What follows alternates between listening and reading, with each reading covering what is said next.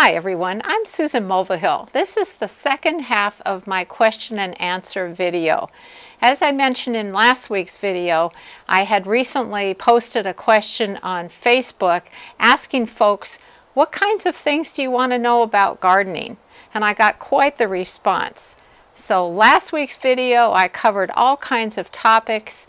This time I'm going to talk about container gardening, fruit trees, weeds, those pesky weeds, and lots of miscellaneous questions. I've got a nice shady spot here, so let's get started.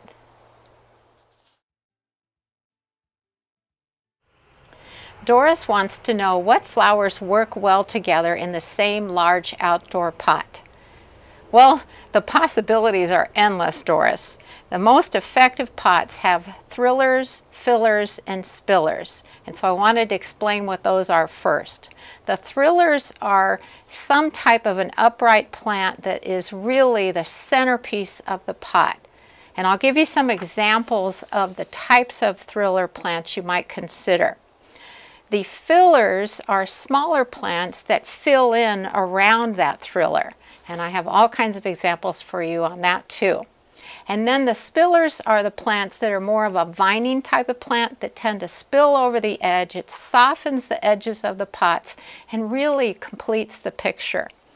So examples of thrillers would include purple fountain grass, canna lilies, elephant ears, Dracaena spikes, or flax. Examples of fillers include coleus, and they have so many amazing leaf colors. I also recommend lantana, begonia, geraniums, impatiens, and zinnias. Spiller plants would be things like sweet potato vines, and there's a lot of different types of those now, taurinia, vinca, million bells, and bacopa. The main thing is choose colors that appeal to you and make sure they have the same light requirements. That's very important. I did write a garden column on container gardening on April 30th, 2017. All you need to do to find it is to go to my website, susansinthegarden.com, go to the guides menu, and look for the column index for 2017, and you'll see it right there. Here is Sally's question. She says, I am curious about container planting and rotating the plants, and she says flowers, year-round. In conjunction with that, the best way to winterize a huge pot that cannot be moved. And so I think you're referring to having plants in the pots year-round, and that is a bit challenging. If you're referring to growing annual plants, they grow, bloom, set seed, and die in a single season. But you can overwinter things like canna lilies and geraniums, and I have a couple of videos on these, and you can find those on my YouTube channel. You can also propagate coleus by taking cuttings. Now, if you're thinking of growing perennials in a container, you need to know that the roots are going to be exposed to the cold. So it's very important that you protect the containers once the temperatures go below 32 degrees. You can try wrapping the containers in bubble wrap, sheets of foam, or sheets of insulation. You would leave the top of the pot open so that you can occasionally give a little bit of a light watering to the plants. Can you move the pot to a protected area like a garage, a shop, or a shed? And they would need to get a little bit of light. So I hope this gives you some ideas. It is very challenging if your winters get quite cold to keep things in pots because since they're out of the soil, they are more exposed to the cold. Dennis writes, what potted plants would you recommend for a screen porch that only gets very late afternoon sun? Are there any perennials you would suggest? We live near Raleigh, North Carolina. Well, hi, Dennis. Afternoon sun is often sufficient even for things like geraniums. So our porch, it faces to the north, and that's where our geraniums are. They don't get a ton of light, but they bloom like crazy and do really well. So that would be an option. Another would be begonias, fuchsias, elephant ears, which are colocasia, caladiums, some coleus, and impatiens. For perennials, I would suggest things like coral bells, which are heuchera, hostas, or ferns. But as I was mentioning earlier in my response to Sally, if the roots will be exposed to the cold during the winter, the plants will need protection. If you can move them to a garage or a shed, but if they can get a little light, that would be good. Even so, the plants still might not make it. Be sure to water them lightly during the winter from time to time so the pot doesn't dry out. And especially be sure when you're choosing plants to read the plant tags to see what their light requirements are.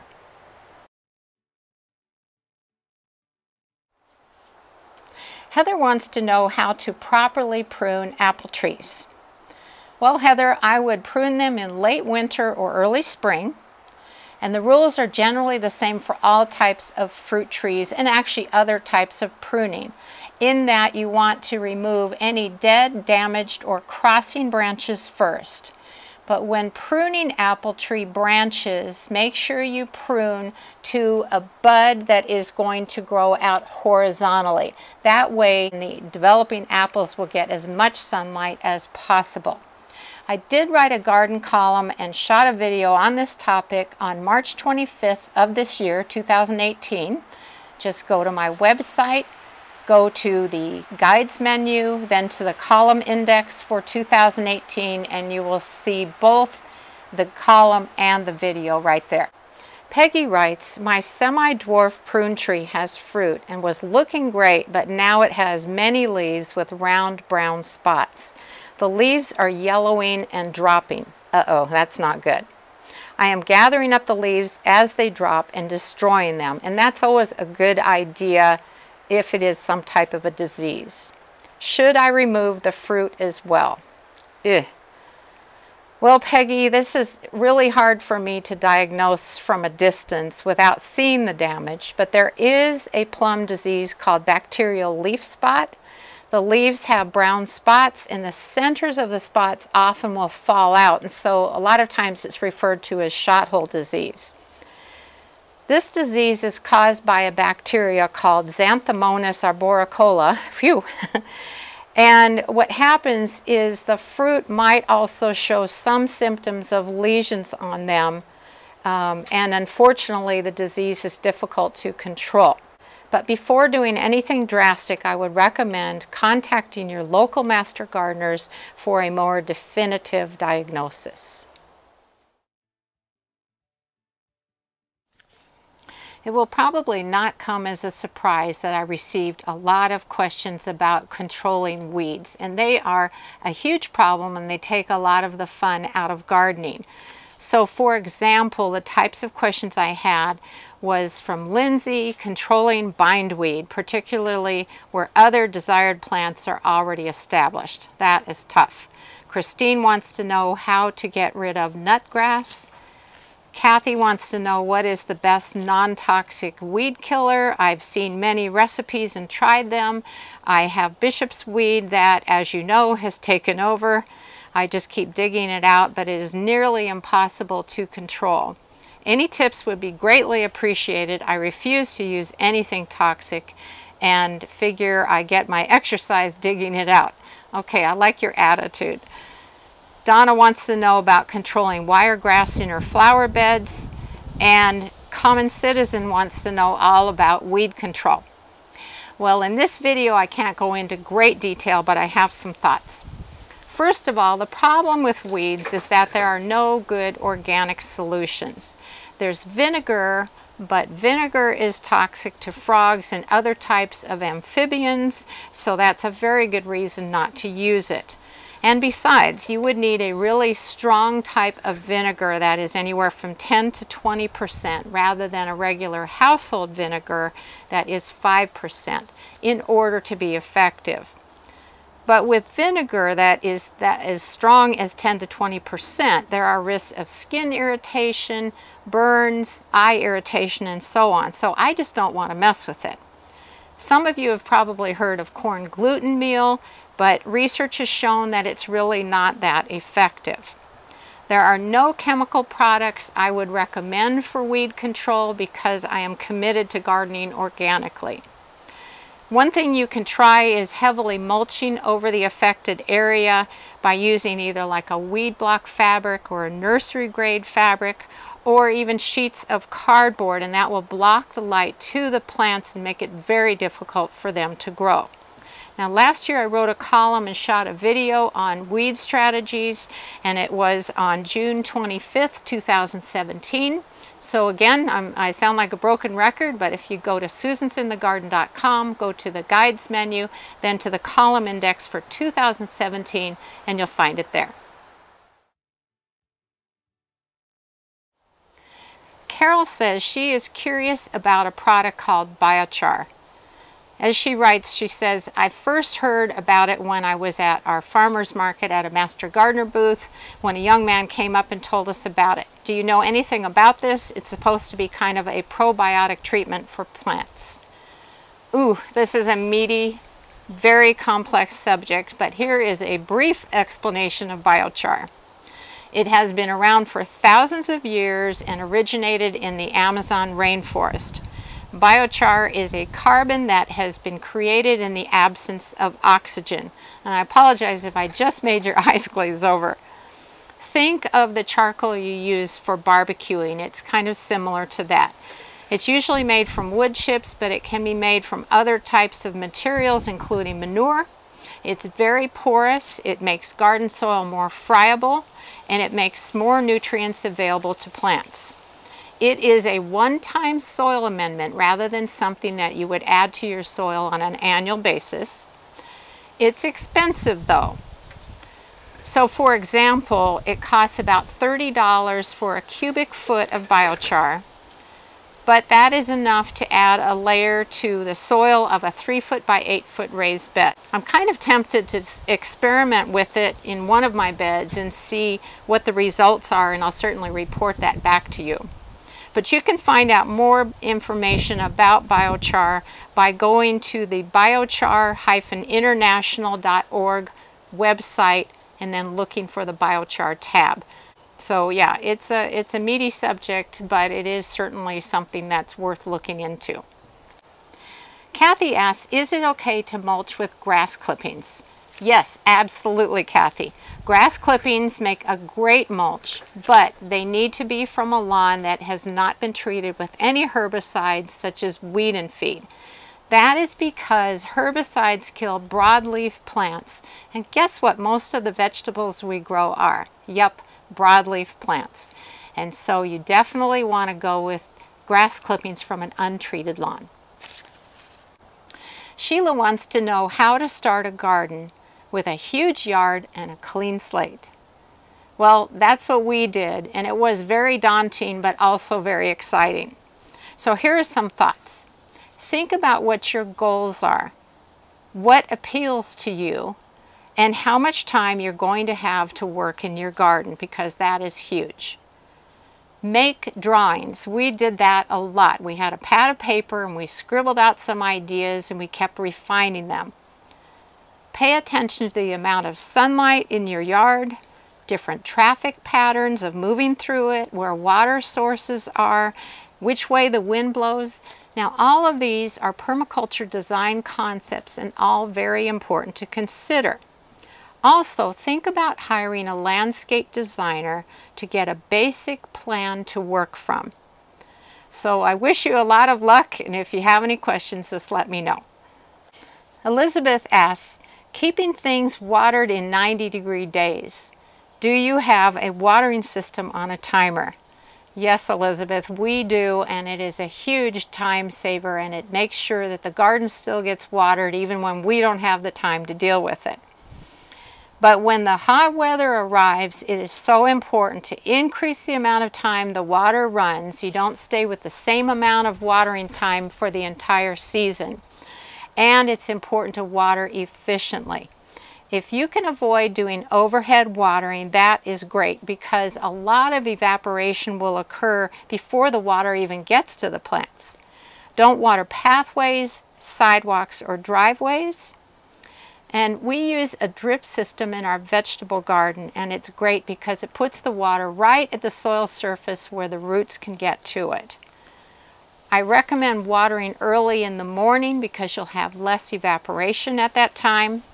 And then monitor your plants. If they are wilting, that is not a good thing, and they're telling you that they're not getting enough water. Jess Lynn's question is, how do you keep everything watered, and also how do you maintain and collect water? Do you have rain barrels, etc.? Well, in addition to what I just mentioned in my answer to Elizabeth, I wanted to tell you that we are on a well. We don't get a ton of gallons per minute, and so we are very careful with how much we water. And of course, we live in a very dry area. We don't get a ton of rainfall, so a rain barrel system isn't necessarily real practical for this area. However, we probably will consider doing it at some point in the future, but the way our gutter system is set up, it's not an easy fix at this time. Well, I received a couple of rather challenging questions from two folks who live in warmer climates. JD is interested in gardening in the hotter climates like Oklahoma and Texas. And Terry says, please address warm climate gardening topics such as USDA zones 9A and up, recommended annuals and perennials, both decorative and edible, small garden cover cropping or ground covering, and natural or alternative pest controls. I've found that most gardening authorities come from and relate to a cooler climate, thus neglecting the concerns of warmer climate gardeners. Well, that is not my intent, Terry, but I know it probably seems like it. Before I forget, I want to mention that I do have an organic pest control guide on my website, susansinthegarden.com. Just go to the guides menu and you'll see it beneath there. So that gives you some resources. But for these two questions, I haven't discussed warm climate gardening because we are in a colder zone, and that is what I know. But there are some good practices that I would like to share with you. Choose plants that are well suited to your climate. Look at the amount of water plants will get as well as the amount of light. I'd go with a water-wise landscaping plan rather than choosing lush plants that will dry out quickly. I would mulch the soil to help the soil retain moisture, and I'd use a drip system or soaker hoses to reduce evaporation and put the water right at the soil surface. I do recommend talking with your local master gardeners who can make excellent suggestions for plants best suited to your area. Also, look for websites for warm climate gardening as well as regional gardening books. I do know that Cool Springs Press has a lot of regional gardening books, and they are great resources, so I recommend looking for those. I honestly do not mean to neglect your region in the least, but I'm also being honest that I'm not an expert on the plants that are best suited for your region. Patty wants to know what to use for a moss that kills trees. Well, Patty, it is difficult for me to diagnose this without seeing it. And what I recommend you do is to take some photos or maybe even some samples of the moss and asking your local master gardeners to help diagnose it for you. However, from your description, it almost sounds like it might be a type of lichen, and those are not harmful. They are a combination of algae and fungi, and they're not parasitic. They live separately, but they're on the trees. They can indicate that a tree has been weakened by some other type of malady and is struggling. Now, for the rest of you, I did send Patty a link to an article about this, and I'm hoping that's all she has on her trees.